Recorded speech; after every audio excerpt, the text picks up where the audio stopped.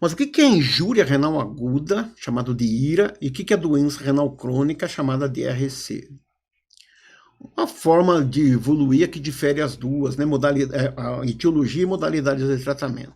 Mas ambas são síndromes metabólicas com declínio irreversível do número total de néfrons. Néfrons lesados não forma mais.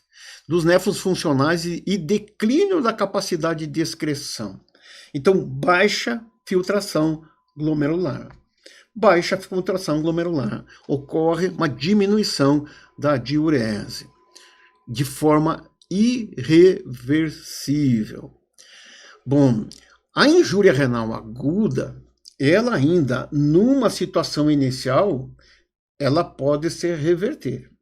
Quando atinge o quadro de insuficiência renal, que a gente vai ver que é o terceiro estágio, passa a ser irreversível.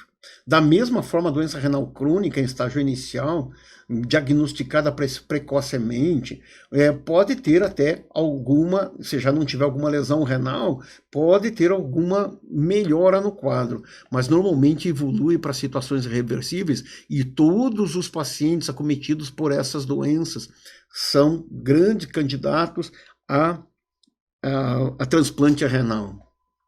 E infelizmente, a evolução disso aqui é uma óbito por, se não controlado, é óbito por doença cardiovascular. Existe uma relação muito grande entre essas doenças renais e a doença cardiovascular. O maior número de óbitos em pacientes com doença renal é por complicações cardiovasculares.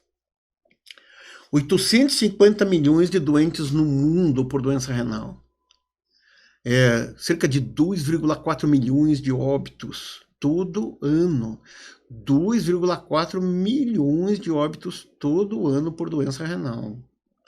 E no Brasil, nós temos atualmente em tratamento cerca de 10 a 15 milhões de doentes renais em tratamento no Brasil.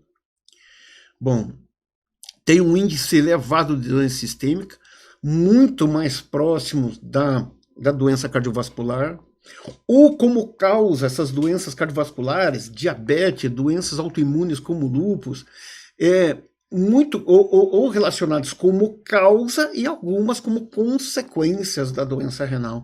Então a doença renal, ela pode ser causa de uma doença cardiovascular, mas a doença cardiovascular pode proporcionar também uma insuficiência renal. E a doença aguda pode evoluir para uma doença crônica.